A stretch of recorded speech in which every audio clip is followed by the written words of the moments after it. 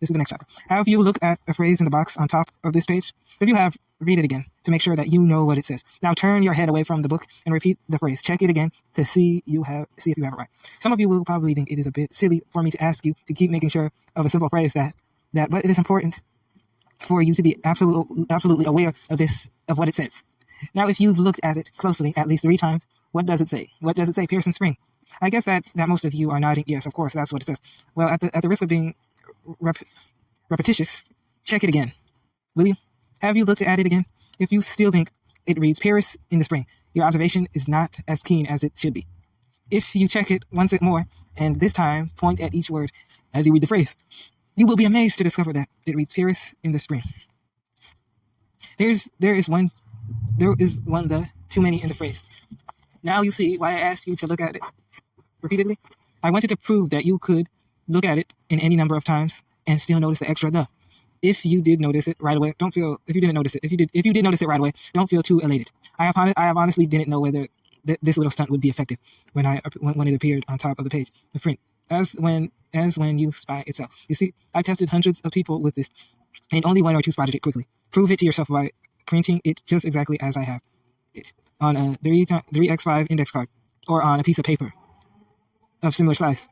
The little X under the word sprig is just misdirection. It tends to draw the reader's eye down to it, and their minds jump ahead on the phrase itself because it is such a familiar one. Make one and try it with your friend. I've had people look at it as many as 10 or 15 times, and they were willing to bet anything that they knew just what it said. You can ask them to read it out loud directly from the card, and they still say Paris in the spring. I am discussing this only to show that the sense of observation could stand little sharpening for most of us. As I said earlier in the book, although my systems actually force you to observe, if you apply them, your sense of observation can be strengthened with little practice. If you're interested in helping your memory, don't sell observation short. You just can't remember anything that you do not observe to begin with. Educator Estes H. Miles said the same thing. What one has never properly realized, one cannot properly be said to remember either. If you haven't observed, then you haven't realized. And what you haven't realized, you can't forget. And what you haven't realized, you can't forget, since you never really remembered it in the first place. If you want to take the time, it is a simpler matter to strengthen your sense of observation. You can start right now. You're probably reading this at home, sitting in a room that should be thoroughly familiar to you. Take a piece of paper, and without looking around, you list everything in the room. Don't leave out anything you can think of. And try to describe the entire room in detail. List every ashtray, every piece of furniture, picture, doodads, etc. Now look around the room and check your list. Notice all the things you did not put down on the list, or never really observed. Although you have seen them countless times, observe them now. Step out of the room and test yourself once more. Your list should be longer this time. You might try the same thing with other rooms in your home. If you keep at this, your observation will be keener no matter where you happen to be. You've all heard, I'm sure, of the little experiment that the college professor tried with a student.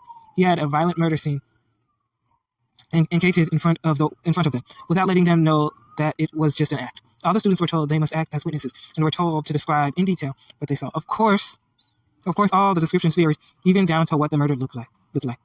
All the students in the class had seen the same thing, but their observation and their memories were faulty. This was proven again quite recently by the popular entertainer Steve Allen on his show tonight. Some members of his cast suddenly burst in front of the camera and chanting a wild, violent scene.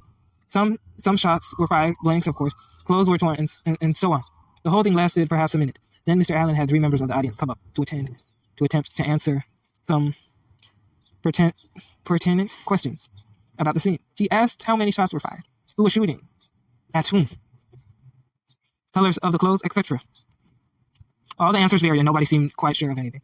As a matter of fact, when Steve asked Skitch Henderson who had fired the shots, how many shots had been fired, Skitch wasn't too sure of himself. Of course, you can't go around looking for violent scenes to observe, but you can practice in this way.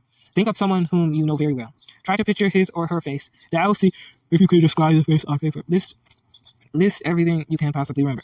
Go into detail. List color of hair and eyes, complexion, any or all outstanding features, whether or not they wear glasses, what type of glasses, type of nose, eyes, ears, mouth, forehead, approximate height, weight, hairline on which side, hairline on which side is the hair parted, Is it parted at all, etc., etc. The next time you see this person, check yourself. Note the things you didn't observe and those you observed incorrectly. Then try it again. You will improve rapidly. A good way to practice this is in a subway or bus, or any public conveyance. Look at one person for a moment. Close your eyes and try to mentally describe every detail of this person's face. Pretend that you are a witness of a criminal investigation, and your description is of the utmost importance. Then look at the person again. Don't stare, or you will be in a criminal investigation. And check yourself. You'll find your observation getting finer each time you try. That's what it says.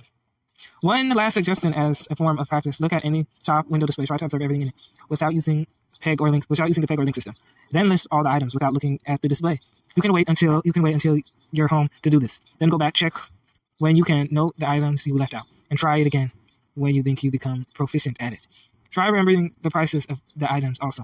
Each time you do any of these exercises, your sense of observation will become noticeably sharper. Although all this is not absolutely necessary for acquiring of trained memory, it is a simple matter to strengthen your observation. If you take a little time to practice, you will soon begin to observe better automatically. Before reading any further, I would suggest that for the time being, you use words that I give you.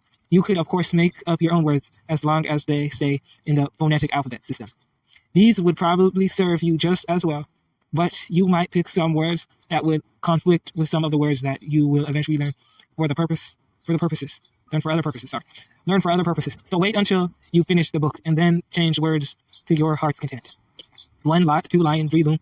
51 lot, 52 lion, 53 loom, 54 lore, 55 lily, 56 leech, 57 log, 58 lava, 59 lip, 60 cheese, 61 sheet, 62 chain, 63 chum, 64 cherry, 65 jail, 66 choo-choo, 67 chalk, 65 chief, 69 ship, 70 case cot, 71, 72 coin, 73 comb, 74 car. Oh, they messed up there.